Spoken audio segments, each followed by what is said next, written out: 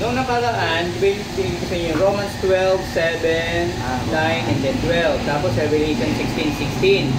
Pinapakita doon na magkakaroon ng paglalaban sa ere. Ito yung second part ng second coming. Pansinin nyo yung ano, yung Jude 14 and 15. Di ba pinabasa ko sa inyo nang nakaraan yun, yung Jude 14 and 15. Ano sabi sa Jude 14 and 15? Sige, tingnan natin. Sino yung makakakita? 16 sa Revelation pa. Pero ano muna, Jude 14 and 15. Ayan.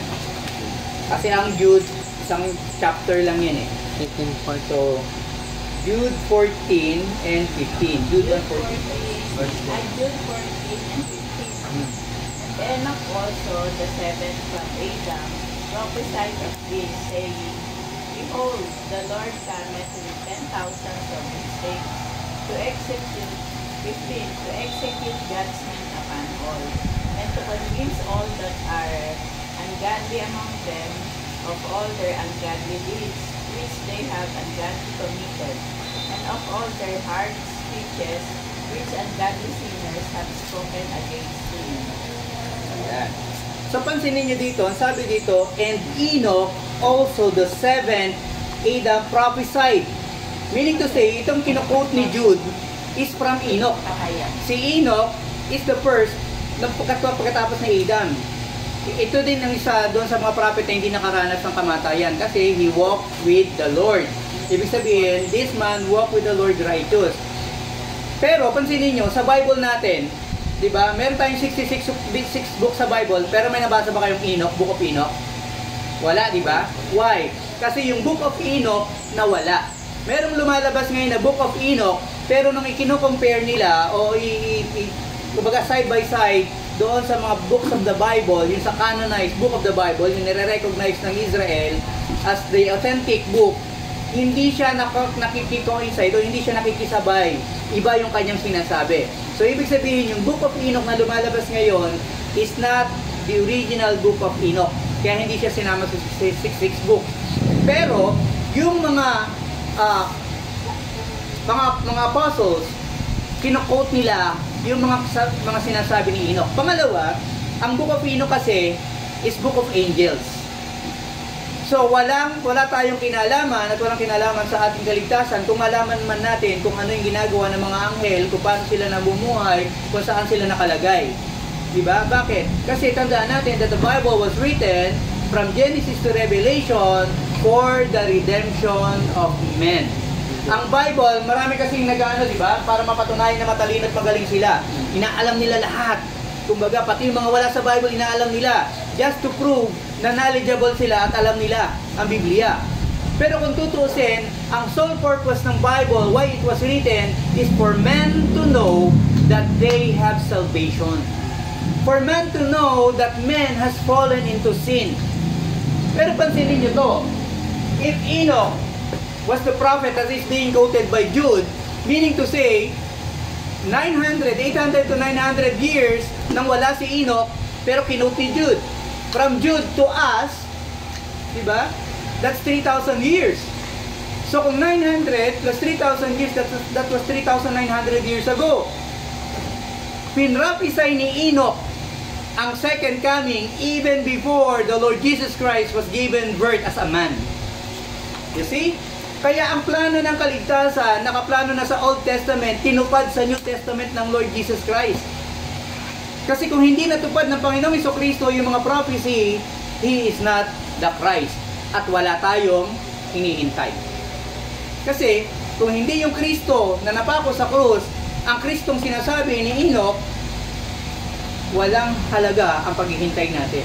Tayo na yung pinakakawawang mga taong nabuhay dahil umaasa tayo sa wala. Pero, itong kagandahan, 300 plus prophecies of the Old Testament in-accomplish ng Lord Jesus Christ nung nabuhay siya sa mundo, from birth to death. Ano sabi nung magnanakaw sa krus? Ang taong ito ay hindi nagkasala. So, pwede natin i-presume or i-assume na yung magnanakaw nakatabi ng Panginoon sa Kristo doon, it's either kababata niya o nakita siya kung paano siya lumaki. At nakita ng taong ito na ang ating Panginoon sa Kristo ay namuhay na matuwid simula ng kapanganakan hanggang mamatay sa krus ng Kalbaryo. Meaning to say that this man who is crucified to the Lord Jesus Christ is also a Jew. Tandaan natin ang mga Jewish people, even nung hindi pa nasusulat ang Bible, nung panahon ng Torah pa lang o yung Ten Commandments pa lang ang nakasulat, ang mga magulang ng mga bata ang nagkukwento ng kanilang history. Kaya nga naisulat sa Biblia natin with clarity and precision. Walang nagkamali sa pagkwento nila ng kanilang history. Detail by detail, name of kings, date kung kailan sila namuhay, kung paano sila namuno.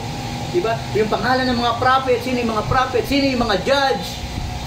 At nakalagay ngayon sa mga Bible natin. Now, ito palang hinihintay natin na pagbabalik ng Panginoong Kristo, pinrapisay na sa Old Testament pa lang. Diba? Kaya yung mga nagsasabi dyan ay hindi totoo, hindi nangyari yan. Mapapatunayan natin sa kanila. Last 2 weeks yata, diba? Pinatunayan natin na yung prophecy ng second coming was in the Old Testament. Diba? Yung Book of Joel, Book of Amos, Haggai, diba? Now, so nakita natin na magkakaroon ng battle. Now, ano mangyayari? Sa Revelation 20 verse 6, doctrine na pinag-aaralan natin. So, palipat-lipat tayo ng mga verse kasi pagdudugtong-dugtungin natin. Revelation 20 verse 6. Paunahan. Verse 6. Yet. Blessed and holy is that hath part in the first resurrection, on such the second death hath no power, but they shall be praise of God and of Christ, and shall reign with him 1,000 years. Sabi, blessed yung mga nakaranas ng first resurrection. Kasi yung first resurrection is for the saints. So ano ibig sabihin magkakaroon ng second resurrection? Opo. Pero para kanino yung second resurrection? So tingnan na natin, tatalon tayo ng konti. Supposed to be, tignan nyo sa verse 12 and 15 ng chapter 20 pa rin. Revelation pa rin yan, 20. Verse 12 to 15. Tatalon po. Saan tayo? 12 to 15. Sige.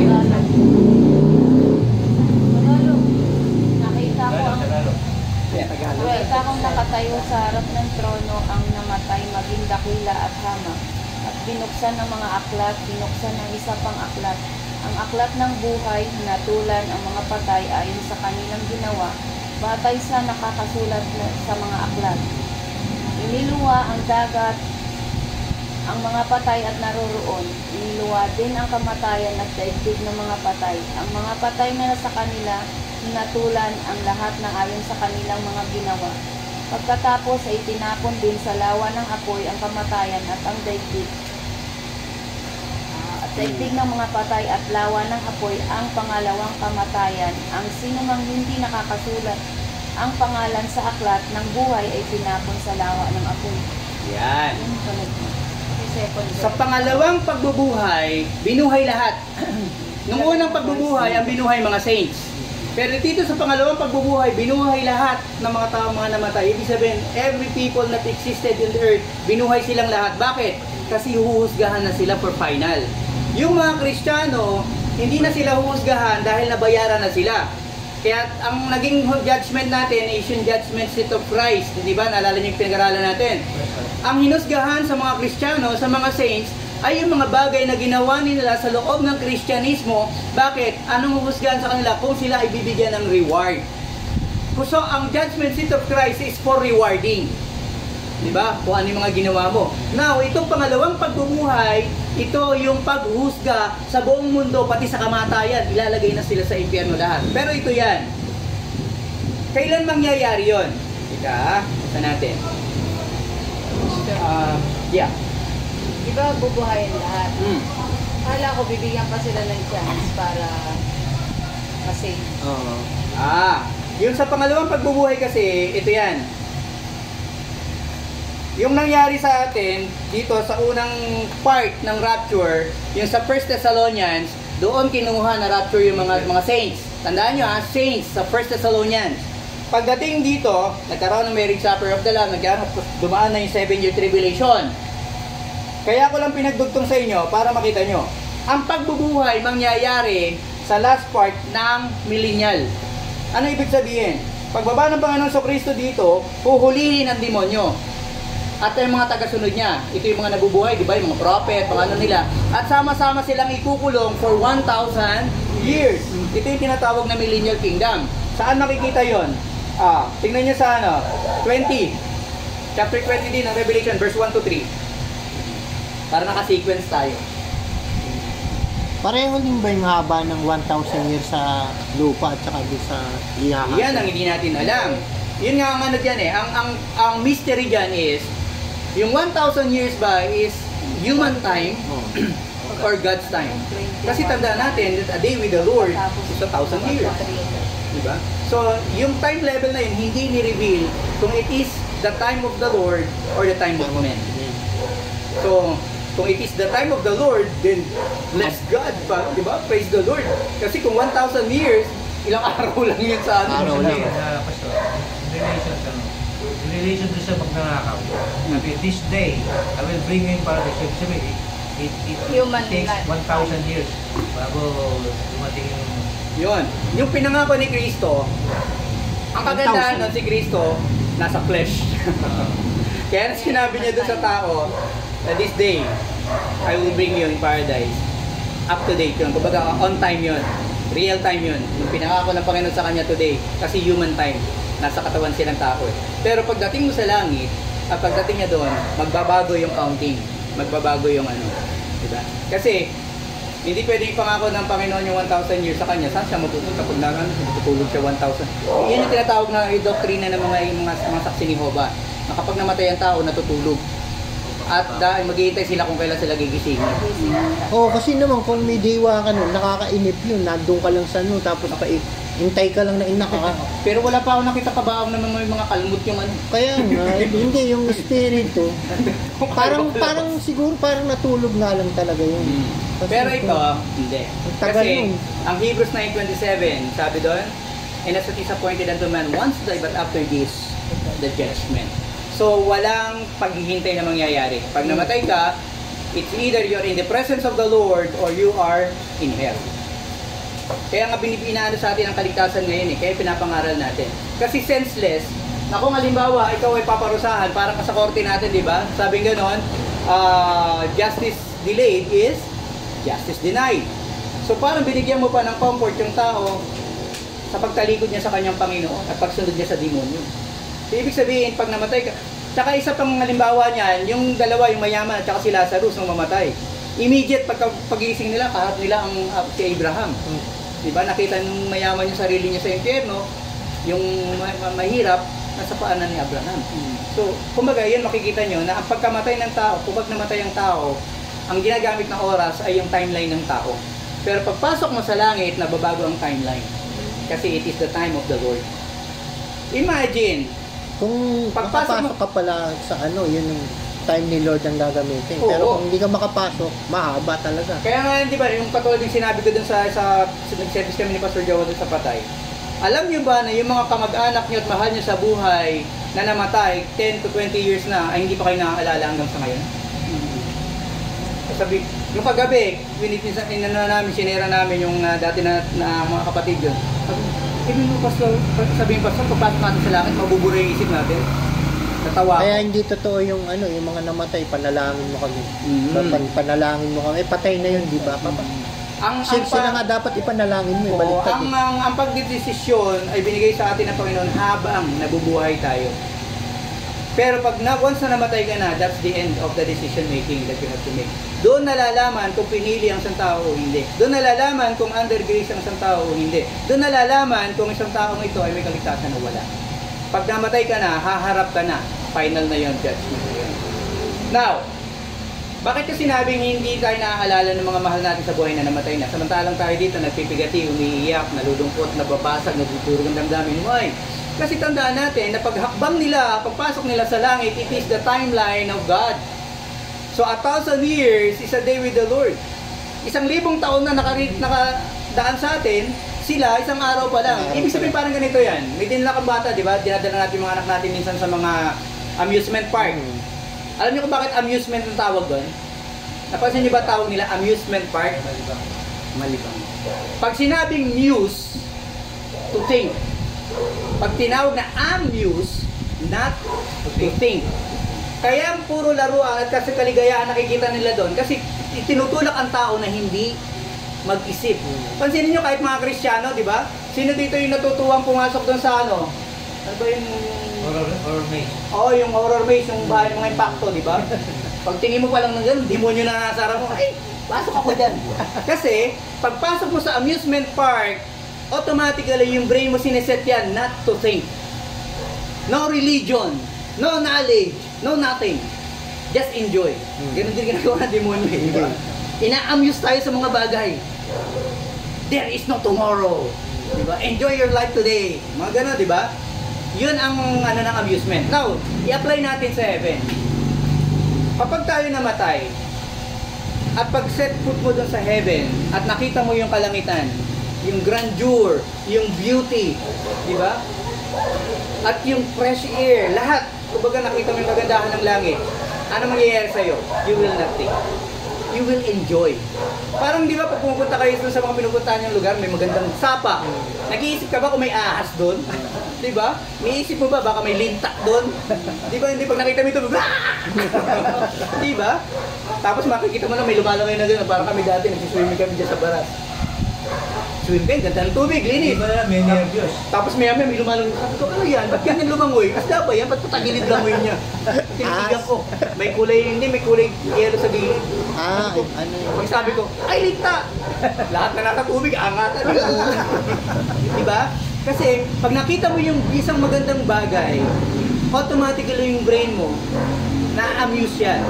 Umi-stop siya mag-isip ng logic. Bakit marami nalulunod sa ilog?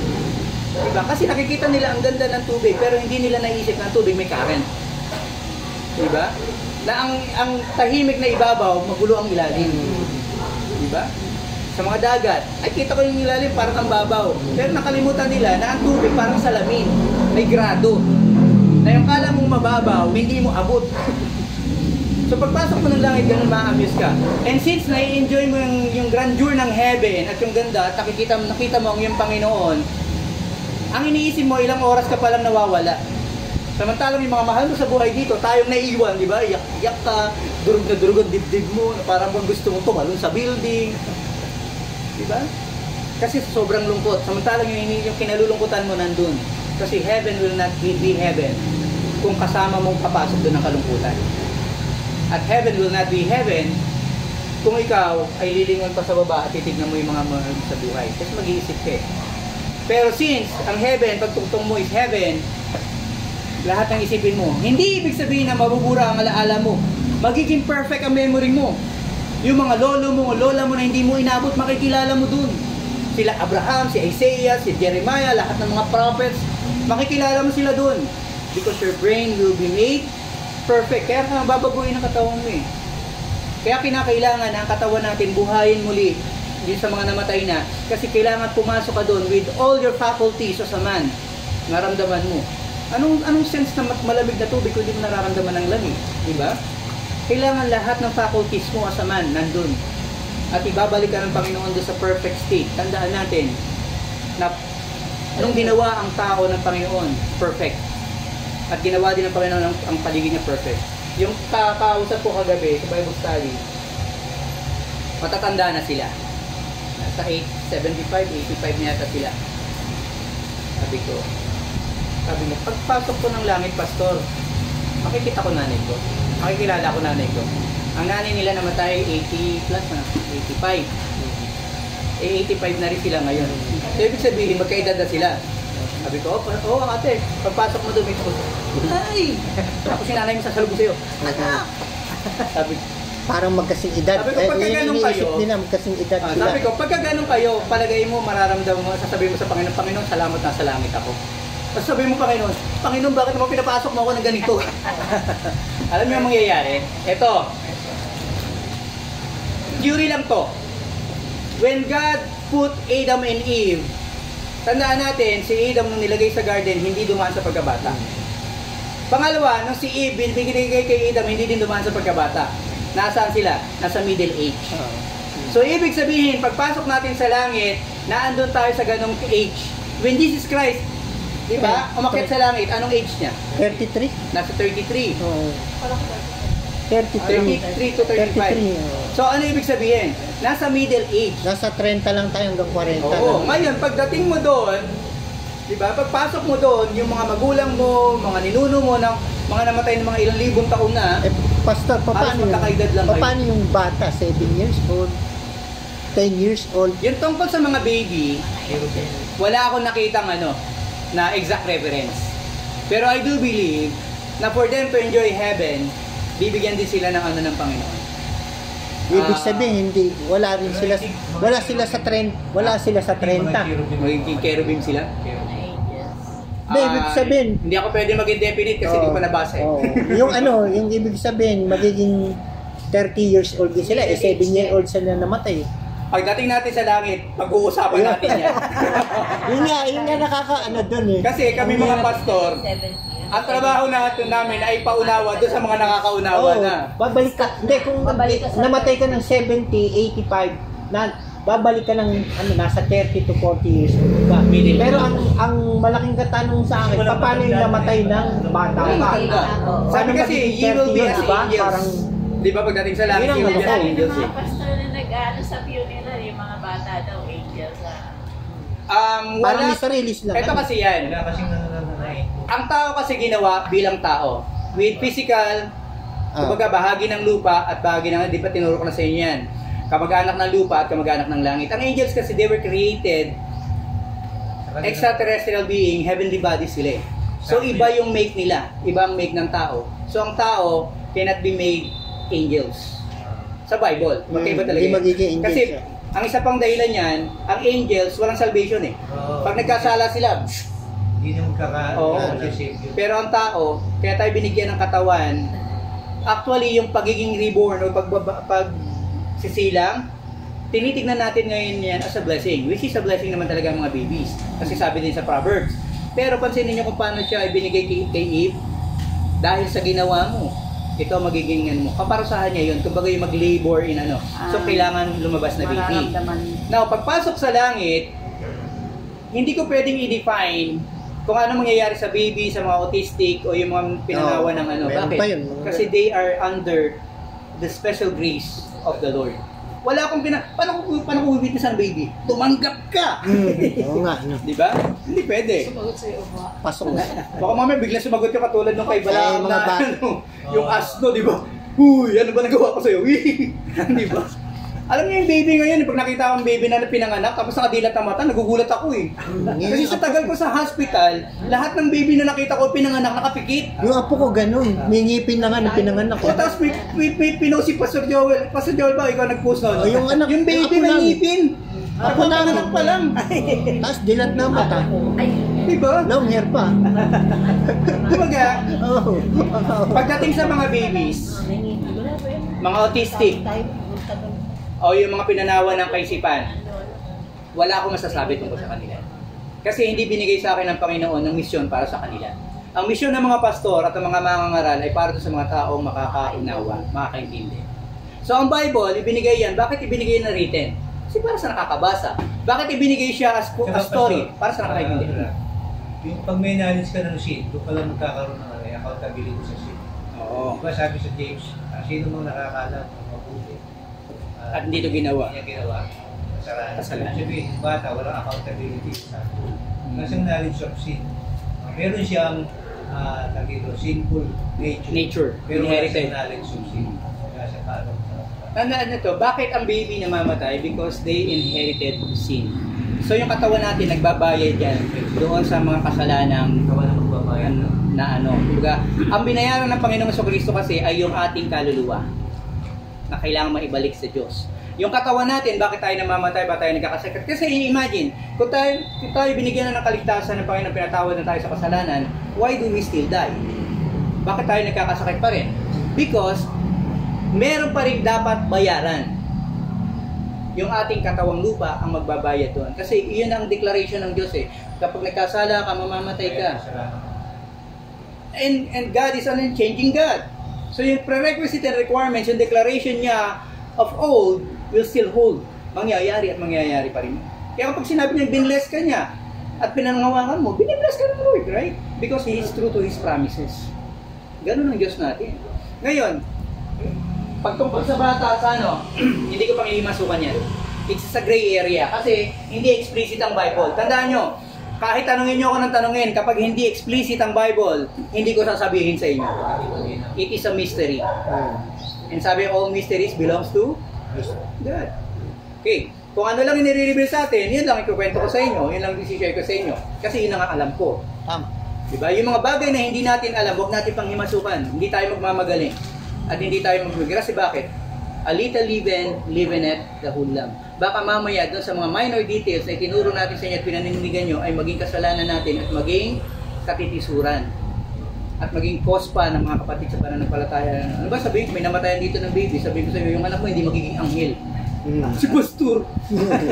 Kakadurog yun. Ano naman? Ano naman ibig sabihin? Yung baby ko doon gumagapang sa langit. Hindi ko rin alam. Baka meron Bible, Pastor, na magiging anghel. Wala eh. Hindi explicit ang Lord pagdating sa Bible. Kasi kung meron man, sana ibinigay na kay David eh. Kasi nung namatay yung anak ni David, di ba, dun sa kasalanan niya, wala rin namang wala rin binigay na explicit. Pero ang sabi lang ni David, na yung anak niya, naniwala siya, it's in the hands of the Lord.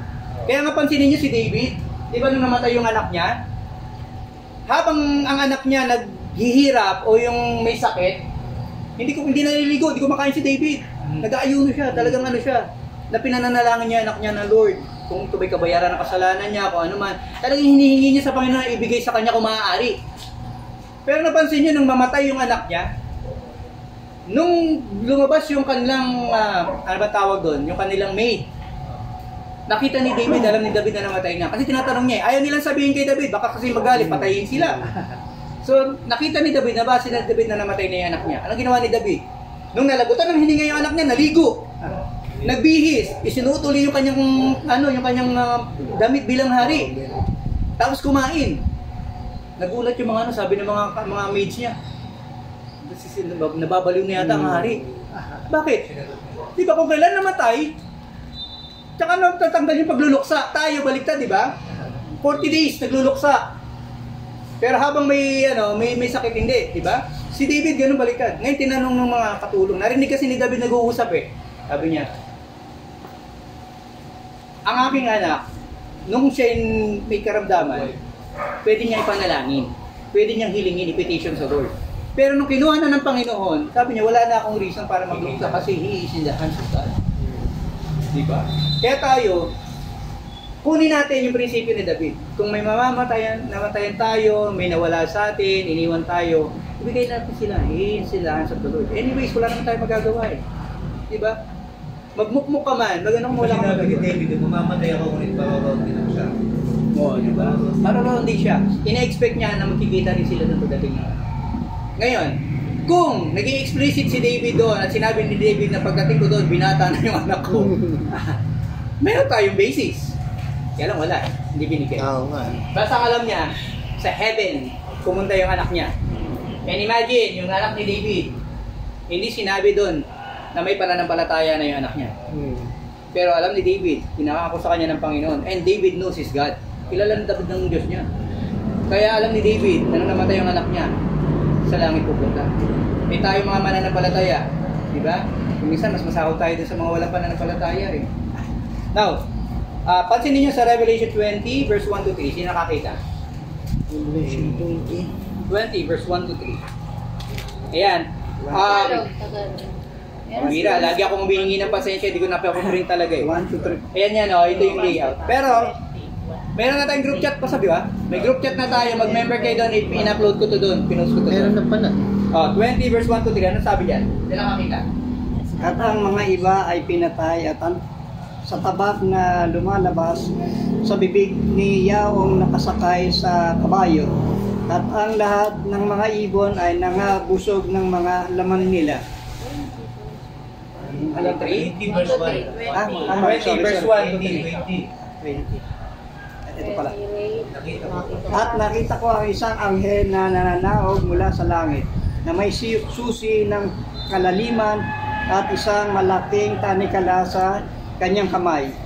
2. At sinunggaban niya ang dragon, ang matandang ahas na siyang Diablo at Satanas at ginapos na 1,000 taon.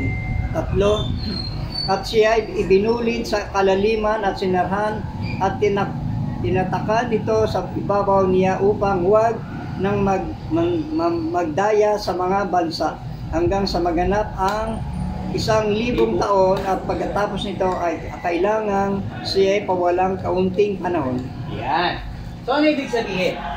Pagdating ng Panginoon sa Kristo in physical, diba? Kasama yung nakadanas ng first resurrection. Diba? Kasama yung mga saints, bababa ang Panginoon at makikipaglaban ang mga angels doon sa mga demons. Even the saints, sabi nga with the saints, bababa ang Panginoon. At uhulihin na itong demonyo at yung mga tagasunod niya, yung mga false prophets niya, lahat hulihin yan. At ikukulong sila, sabi for 1,000 years.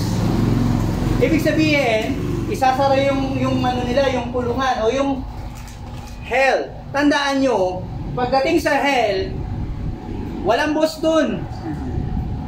Even the devil, diba, is an inmate. Bilanggo din siya. So yung mga tao at yung mga fallen angels, all together, paparusahan sila doon. Walang rakista doon. Hindi totoo yung sinasabi ng mga rakista, siguro hindi ako sa langit pupunta, baka sa hell ako pupunta kasi magra-rock and roll kami, walang rock and roll sa heaven. God be merciful to you. Bakit? Dahil pagdating sa hell, even your guitar cannot withstand the fire. At wala nang ano. Pero tandaan nyo, pagdating ng panahon na yon, even the dead, yung mga nasa impyerno na, pupurihin nila ang Panginoon. Dahil makikita nila ang kabutihan ng Panginoon. Consuming fire. Consuming fire. Alam nyo, habang nahihirapan sila, sasabihin nyo, paano magpupuri yung mga tao na yun, nasa impyerno na yun? Kasi marirealize nila that God has given them ample time. At binigyan sila ng pagkakataon ng Panginoon na mabuhay at lumakad sa mundo at maranasan mabuhay na bilang tao. Binigay sa kanila ng Panginoon lahat ng pagkakataon. Yung mga patriarchs, yung mga na nasa impyerno, may isip nila na sayang lahat ng buhay nila sa ibabaw ng lupa kung ginamit sa alam nila para sa glory ng kanilang Panginoon. Now, look. So, ang mangyayari niyan, ito na yan. Diba? Andito tayo kanina sa taas. Bumaba ang Panginoon kasama ang nagkaroon ng battle. Ang tawag doon, Battle of Armageddon or Armahido. Dalawang word yun na pinagsama. Yung Mehido kasi is a place na malapit sa Jerusalem, mga 10 or 18 kilometers mula sa Jerusalem. It's a place, Mehido. So magkakaroon ng battle dyan. Doon mangyayari ang placement. So makikita ng buong mundo yan. So yung nakikita yung gera ngayon sa Israel, hindi pa yan yun. Kasi hindi pa lumalabas ang demonyo. Hindi pa yun ang Antichrist, wala pa. Hindi pa yung Armageddon. Oo, hindi pa yun. Laban ng tao sa tao pa lang yun. Tao pa lang. Pag nangyari yon, ikukulong nga for 1,000 years ang devil, huhulihin. Imagine, ang Bible was written for 1,000 years and yet the devil, diba, is still doing his devil works. Kasi alam niya na wala nang mangyayari, kaya kumbaga nagdo-double time. Napansin niyo ang pagsama ng mundo ngayon? Napansin niyo ang pagsama ng mundo? Very rampant, ang bilis. Napansin niyo ang pagbaluktot ng utak ng tao? Napansin niyo? Kung ano yung masama, yun ang kinakampihan nila at niyayakap nila. Kung sino yung nagsisinungaling, sinasabi nila, nagsasabi lang siya ng katotohanan. Imagine, kahit sa social media makikita niya yan. Meron kayo makikita mga context, di ba? Alam niyo yung totoong nangyari. Tapos yung nagsisinungaling. Pansinin niyo yung ano ng tao nandun sa nagsisinungaling, nagsasabi lang siya ng totoo. Di ba? Sasabihin pa nila, go, go, go! Ipaglaban mo ang katotohanan. Sabi ko, alam ang totoo dyan, nagsinungaling nga. See? Ganun na bumabaluktot at bumabaliktad ang utak ng tao. That's how the devil works. At darating at mangyayari yan. Now look, ang hindi maapektuhan yan ay yung mga Kristiyano kasi pinipreserve tayo ng Panginoon hanggang sa ngayon. Revelation 19 verse 20.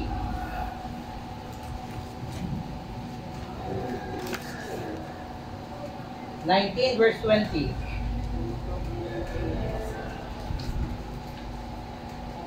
Sino-sino ba yung paparusahan? Sino-sino ba yung huhulihin? 19 verse 20. Yan nakakita. Nabihag ang halimaw, gayon din ang huwad na propeta na gumawa ng mga kababalaghan sa harap ng halimaw, upang gayahin ang mga taong may tanda ng halimaw at sumamba sa larawan nito. Ang halimaw at ang huwad na propeta ay nagis ng buhay sa lawa ng apoy at nagliyap sa asupre. You see? Bakit tayo nag-aaral ng salita ng Diyos? Bakit natin inaaral ang mga bagay nito hanggang sa pagdating ng ating Panginoon sa Kristo? Kasi may darating na mga bulaan. At magtuturo sila, sabi nga, kahit ang anghel pang itsura niyan at nagdala sa inyo ng ibang gospel, huwag nyo silang tanggapin, sumpain nyo sila, talikuran nyo sila. Pero paano malalaman ng mga Kristiyano na mali pala yung tinuturo sa kanila, gayong hindi sila nag-aaral ng salita ng Diyos, hindi sila nagsisimba, hindi sila nakikinig sa preaching ng pastor, hindi sila nagbabasa ng Bible sa sarili nilang mga tahanan. Tignan nyo ngayon, di ba? Dito sa Pilipinas, di ba? Mga na, ano ng mga kulto. Oh, si Taba. Si I'm sorry, hindi ako nagdidimin ng tao, pero mataba naman talaga siya. Nagpakilala na Santo Niño. Ang mga tao naman, common sense, Niño. Di ba? Meron tayong Spanish blood. Kahit yung matatalanda, tanongin nyo, Mami, ano ba ibig sabihin ng Niño? Sasabihin nila sa'yo, bata. Bata. Diba? Matanda na, ninyo pa rin. Ako, Santo Niño. Ito mga tao naman sunuran. There will be false prophets. Meron namang isa nagpakilala, I am the only begotten Son of God. I own the universe. Lahat kayo akin. Sabi naman ng mga tao, Amen. Tapos pag tinignan mo yung mga tao, may engineer, may doktor, may police, may teacher. Hindi sila mga bobong tao. Pero bakit sila nadadaya? Kasi isinara ang kanilang mga pangunawa. Bakit tayo? Meron tayong mga membro. Sabi mo na mga pulubi, mga mahihirap, mga hindi nakapag-aral, hindi na kayang bumasa, nag-aaral pa lang bumasa, pero nauunawaan ang ating pinag-aaralan. Because the Holy Spirit opened it.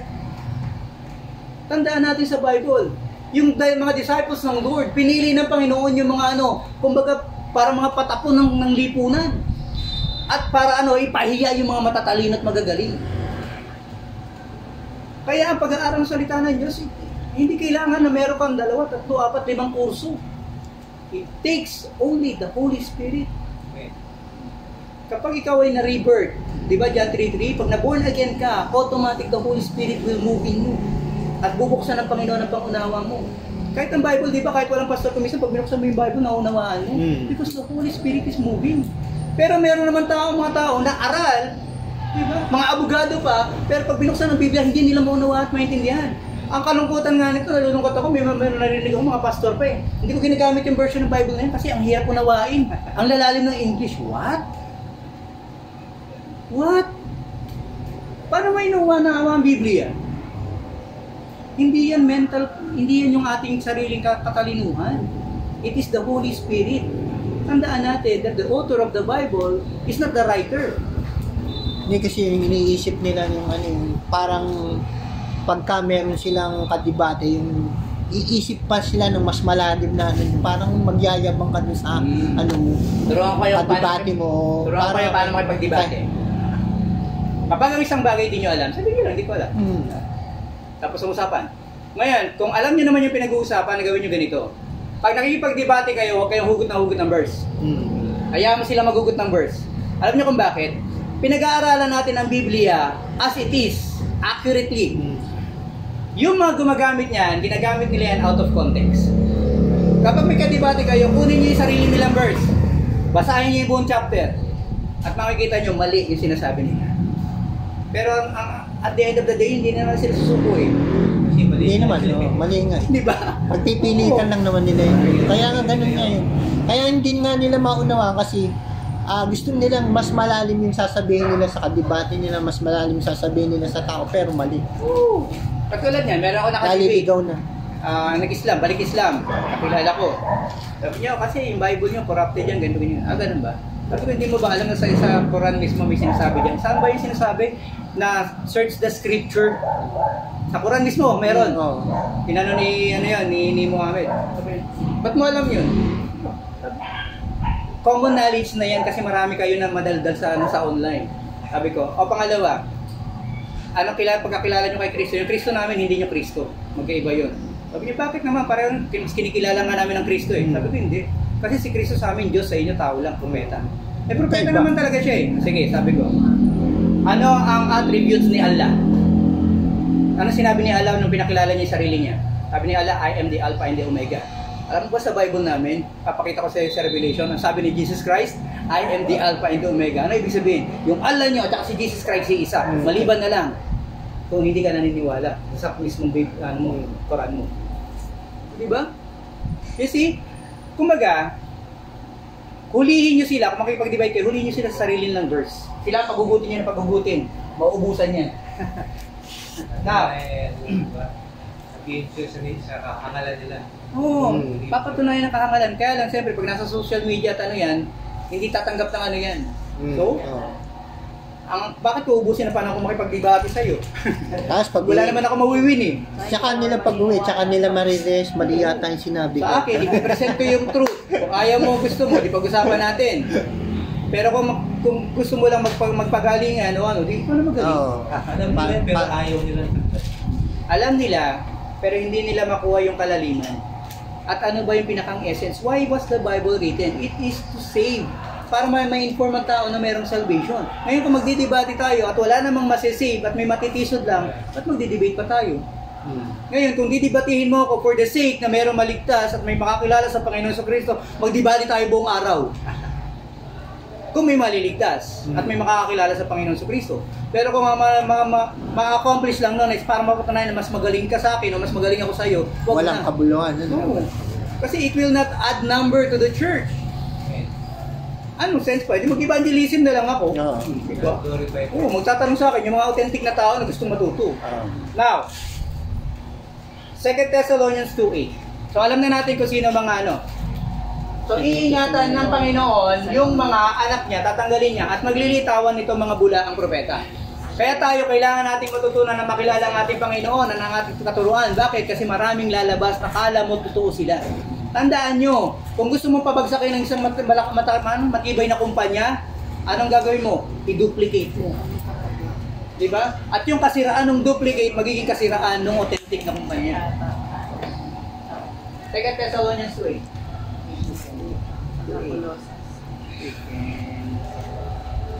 And then shall that wicked be revealed, who the Lord shall consume with the spirit of his mouth, and shall destroy with the brightness of his tongue. See? Mari-reveal yung mga fake, mari-reveal yung 2 Thessalonians 2:8. O yung mga huwad, mari-reveal. Pwede mong panindigan. Alam nyo ba ang huwad na tinatawag? Hindi lang yung mga nagtuturo ng mga false teachings. Hindi lang yung mga nagtuturo ng mga false prophecy. Yung mga nagpapakilala ngayon na apostol, nagpapakilala ngayon prophets. Tumigil na yung panahon ng mga propeta at mga apostol. Pastors, teachers, ano ng mga natitira ngayon. Meron tinatawag na cessation. Kaya nga ang revelation is sinara eh. Diba? Ang sino mang magdagdag o magbawas. Now, bakit ko sinabing hindi lang mga bulaan yung mga nandun? Alam niyo ba na may mga bulaan din sa loob ng iglesia? May mga tao na akala nila ligtas sila. May mga tao na naniniwala lang. Pero ang kaligtasan wala pa sa kanila. Mayroong mga umaattend ng church regularly. Pero iba ang purpose and reason. So ano yun? Kailangan na natin i-check yung sarili natin. Kung umaattend ba ako ng church, is this for my soul and for my Lord? O para sabihin lang na may religion ako, o para nahihiya ako kay pastor eh, kasi naka-oo na ako eh. Ay naku, doon sa mga member, baka sabihin nila, backslide ako. Kung yun ang reason mo, you have the wrong reason. Pero kung ang reason mo is to eat or to feed, it's good. Bakit? Kasi ibig sabihin, may buhay sa'yo na kailangan kumain at mabuhay at magano. Diba? At kapag nakikita mo na priority mo ang Panginoon kaysa dun sa mga bagay na nasa mundong ito, at kapag kaya mo na mag-decide na talikuran yung mga bagay sa mundong ito against your Lord, then you're in the right track. Tama. Ano ba? Kaya nga yun sa yung Galatians sa tinuro ni Pastor Joel, Galatians 5:22, the fruit of the Spirit. Kapag yung mga fruit na yun hindi nakikita sa'yo, ibig sabihin wala sa'yo yung Holy Spirit. Ibig sabihin hindi ka pa saved. Kasi para tayo ma-save, we have to be born again. So John 3:3. Ang reflection o ang pagpapakita na talagang na born again ka na is nasa 16. Faith. At yung magiging result ng faith is what? Repentance. Pag sinabing repentance, pag nagre-repent ka, ano ibig sabihin? Tumatalikod ka. Hindi mas pwedeng sabihin na nagsusorry ka o nagre-repent ka sa isang bagay pero nakaharap ka pa rin doon sa mga bagay na pinagsisisihan mo. Repent na salita lang. Ano? Oo, nag-repent ka ng salita. Kaya pagdating sa langit, bibig mo lang nandun. Oh. Brad, nasa nakatawan mo? Sis, ano, parang labi ni Sister ano to ha? Ba't ikaw nandito sa katawan mo? Salita lang. Di ba? Puro salita. Tandaan nyo. Di ba sabi ng Panginoon, darating ang panahon, maraming sasabi sa kanya na Panginoon. Tandaan nyo, yung mga taong yun, sincere. But they are sincerely wrong. So kailangan tayo, everyday na pupunta tayo sa church at everyday na umuwi tayo sa bahay natin, nagmamanifest ba sa atin ang Holy Spirit? Because the Holy Spirit, sabi nga, grieve not the Holy Spirit. Why? One of the way to grieve the Holy Spirit is abstaining or yung pagpigil mo sa Kanya to manifest. Ibig natin. No. Pansinin nyo ito, ang sabi ng fruit of the Spirit, diba? Love, joy, peace, long-suffering, gentleness, goodness, faith. Sino dito kaya magpakita ng authentic love? Sino dito yung nagmamahal na walang kapalit? Lahat tayo, pag nagmahal tayo, lagi may kapalit. Di ba? Kahit sa boyfriend mo, sa asawa mo, sa nanay mo, sa magulang. Di ba? Kapitbahay mo, nagmamahal ka, lagi may kapalit. Mamahalin ko lang yan, magmamahal sa akin. Mamahalin ko yung nakakaunawa sa akin, lagi may kapalit. Pero sabi nun, ang God, the Lord Jesus Christ, love us unconditionally. Love the unlovable. Di ba? Kaya mo bang mahalin mga hindi ka mahal-mahal? Mahal ko to din. Napakasama ng ugali nito eh. Mahal ko to din. Napupuno na ako din. Pero mahal na mahal pa rin kita. Di ba? Yung pagtitimpi, temperance. Pag tinuloy niyo yun doon sa ano, di ba? 20 to 23, meekness, temperance, as such there is no law. Pansin niyo doon, as such there is no law. Kapag nag-manifest itong mga bagay na ito, there is no law. Why? Because the Holy Spirit is not under the law. And since you are indwelled by the Holy Spirit, you are no longer under the law. Oo. So ano ibig sabihin? Yung sinasabi doon na manifestation ng Holy Spirit na makikita sa atin is the reality that we are truly saved.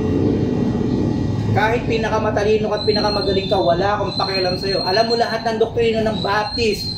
Alam mo lahat ng pinaka-detail sa kaya mo i-explain lahat ng verses. Pero kung hindi nagmamanifest sa'yo, yung Holy Spirit, I don't care. Inaral lang, ano? Oo. Kasi kaya natin, libro yan eh.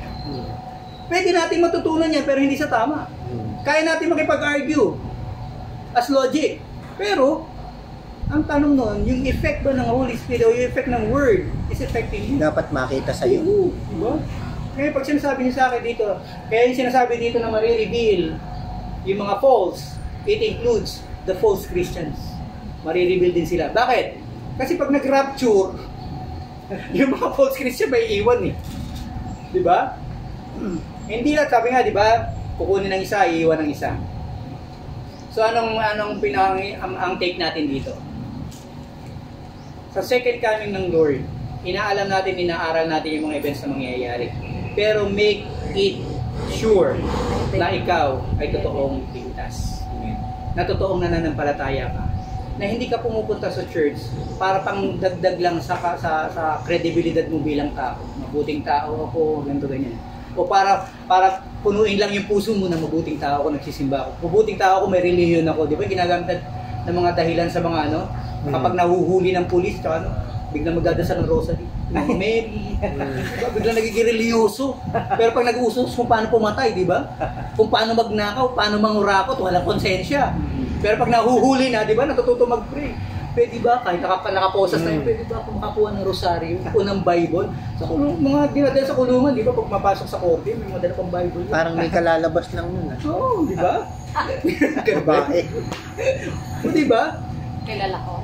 People uses holy things para lang makadagdag sa kanilang credibility.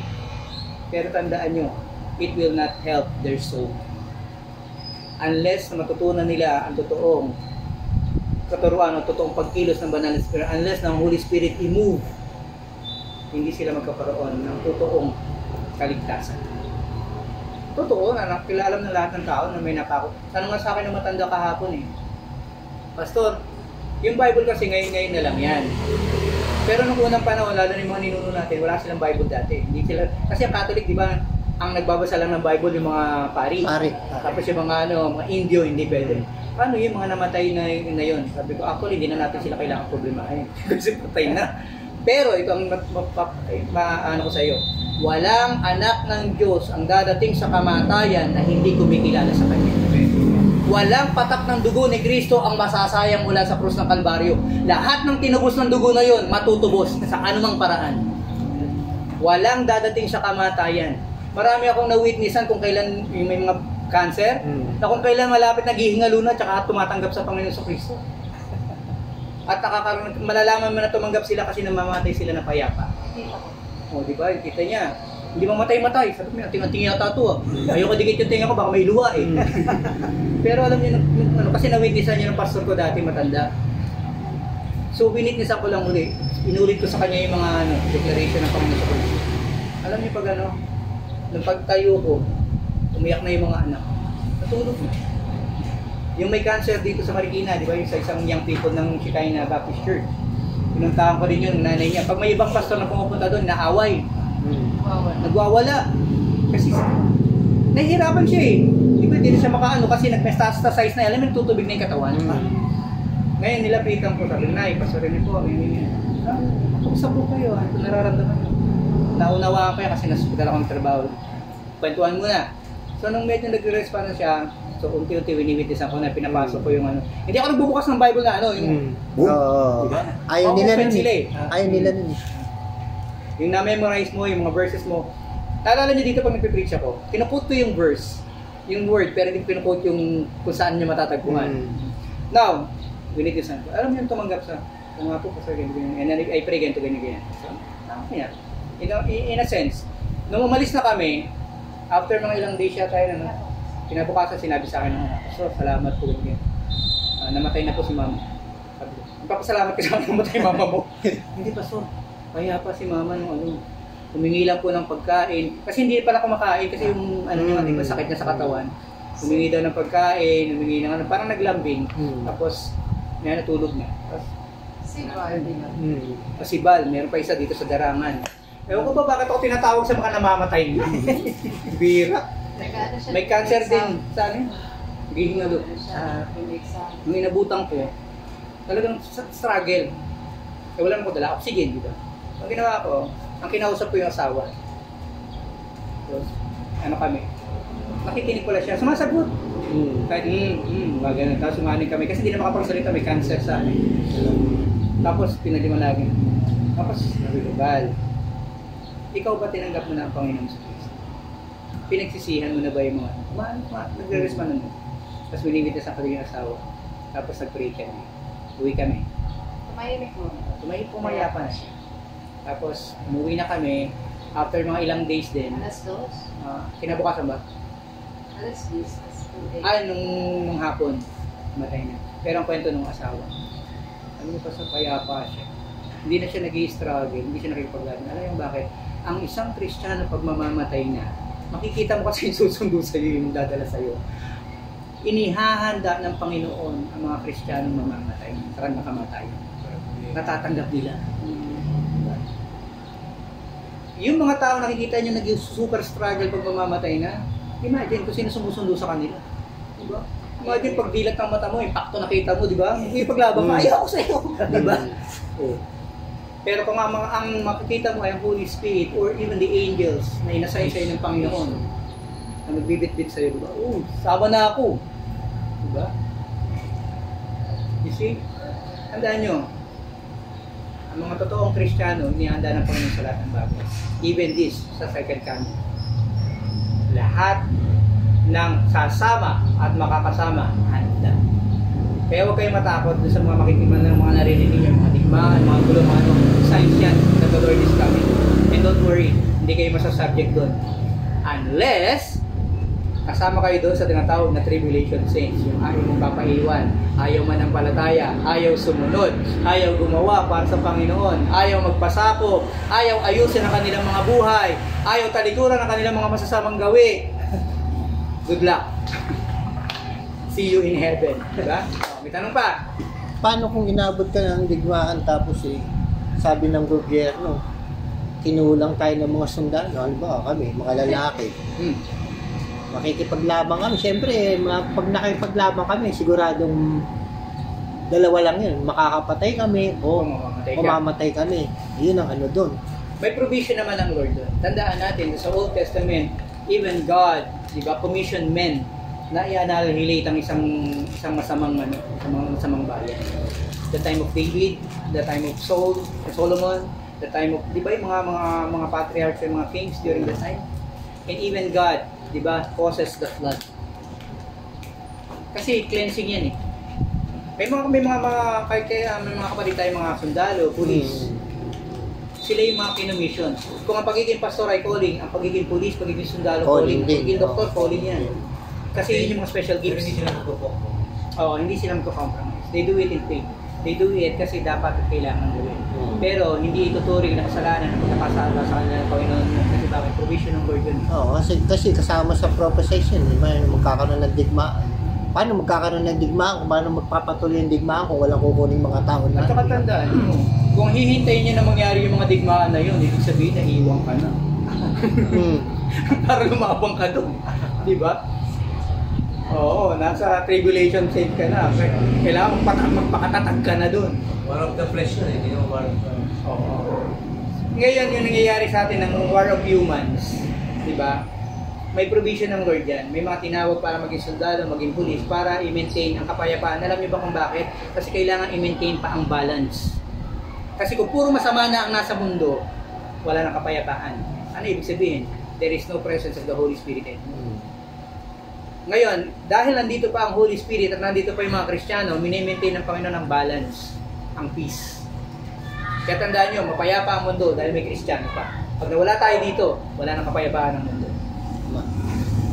Now, so next week, parang unti-unti usog natin, ano? Unti-unti. Okay. So, yan na po yan. Next week pag-aralan nyo, bigay ko na sa inyo. Matthew 25, 31 to 46, saka Joel. Kaya sa'yo. Matthew. Joel 3:2, basahin nyo pag may time kayo. Joel 3:2, saka Matthew 25, 31 to 46. Ulit. Matthew 25, verse 31 hanggang 46, saka Joel 3, verse 2.